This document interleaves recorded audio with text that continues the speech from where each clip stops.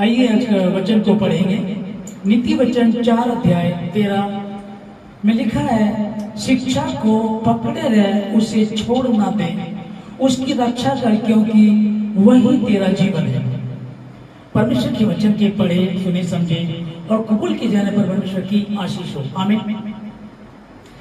यह लिखा है कि शिक्षा को पकड़े रह, उसे छोड़ ना दे, उसकी रक्षा कर, क्योंकि वही तेरा जीवन है। जबकि सच्चाई मेन क्या है कि परमेश्वर जीवन है, लेकिन यहाँ परमेश्वर ही कह रहा है, परमेश्वर ही इस बात को बोल रहा है कि शिक्षा को पकड़े रह, उसको छोड़ ना दे, उसकी रक्षा कर, क्योंकि वही तेरा जीवन है।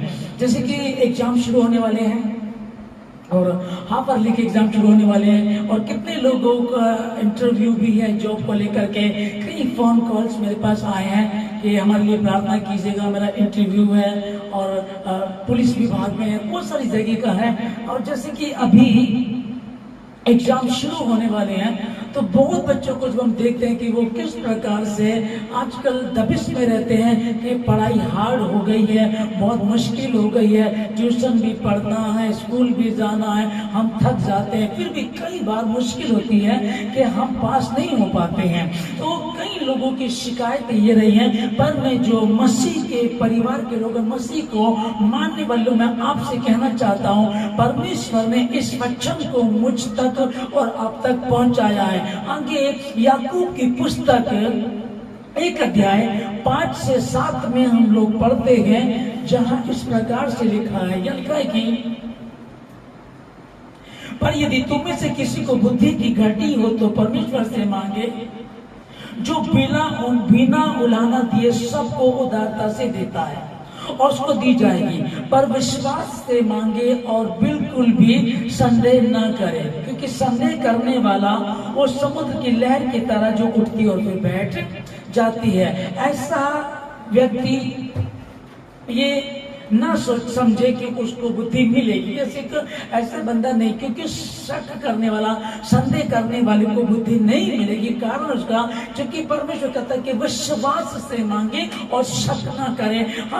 हम देखते दूसरा इतिहास 1 अध्याय का 7 से 12 तक में कि सुलेमान को स्वप्न आता है। सुलेमान रात को सोया होता है, स्वप्न में परमेश्वर को दर्शन देकर के कहता है कि मांग, तुझे क्या मांगना है। अब इसको समझ देगा कि परमेश्वर स्वयं बात करता है स्वप्न में सुलेमान से। तब सुलेमान कहता है कि मैं तेरा धन्यवाद देता हूँ परमेश्वर को, तूने मेरे पिता को राज्य दिया है और सारी सुविधाएं दी है, तुम्हें क्या मांगो आपसे, मुझे तो सिर्फ आप बुद्धि दीजिएगा, ताकि मैं तेरी जो ये प्रजा है इसकी देख रेख अच्छे से कर सकूं, मैं इसका न्याय अच्छे से कर सकूं, मुझे ऐसी बुद्धि दे।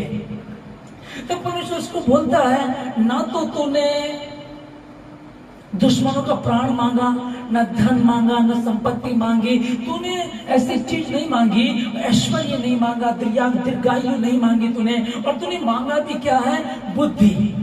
और वो भी किस लिए, ताकि मैं उसको तेरी प्रजा के लिए, तेरी प्रजा के न्याय के लिए लगा सकूं, वो भी इसलिए मांगी। परमेश्वर इस बात से बड़ा प्रसन्न होता है और वो कहता है कि तुझे बुद्धि दी जाती, जो वरदान तूने मांगा तुझे दिया जाता है। पर फिर भी चूंकि जो चीज तूने नहीं मांगी, धन संपत्ति तुझे दी जाती है, ऐश्वर्य तुझे दिया जाता है, और इतना दिया जाता ना तो तुझसे पहले किसी राजा के पास था और ना तेरे बाद किसी राजा के पास होगा। अभी समझिएगा कि मांगने का तरीका समझेगा, जबकि इसके पास किसी चीज की कोई कमी तो थी नहीं, क्योंकि राजा का बेटा था। बड़ी सोचने वाली बात है, लेकिन इसने क्या था, मुझको तो बुद्धि चाहिए। अब राजा का बेटा था तो इसका ज्ञान भी बहुत ज्यादा होगा, पढ़ा लिखा भी होगा, लेकिन ये अपने पिता को बार बार देखता होगा, पिताजी बार बार प्रार्थना करते हैं परमेश्वर से, सिर्फ ये चीज मांगता, परमेश्वर मुझे अपनी शिक्षा से हटने ना देना, मुझे अपने समीप रखना, मैं निरंतर तेरे समीप बना रहूं। जब इसने मांगा परमेश्वर इसको दर्शन दिया, तो इसने स्वप्न में, यदि आपको या मुझे कई बार हम तो कह रहे हैं नहीं है, परमेश्वर का धन्यवाद, कई बार अगर स्वप्न में कुछ बात ऐसी आए कि ईश्वर कहे कि मांग, तुझे क्या मांगना है, तो आज का जवान क्या मांगेगा? सिंपल सी बात है, सबकी समझ में आता है। है ना। ज्यादा क्या चाहिए भैया, नौकरी मिल जाए या फिर कोई बिजनेस में अच्छा हो जाए, या मुझे पैसा दे दीजिएगा, एक अच्छी गर्लफ्रेंड दे दो, अच्छा बॉयफ्रेंड दे दो, ये चीज हमारे पास रहती है मांगने के लिए आज की जो जनरेशन है उसके लिए। लेकिन वचन को जब हम देख रहे हैं यहाँ, पहला वचन जो हमने पढ़ा लिखा है कि शिक्षा को पकड़े रहे, उसे छोड़ ना दे, उसकी रक्षा कर, क्योंकि वही तेरा जीवन है।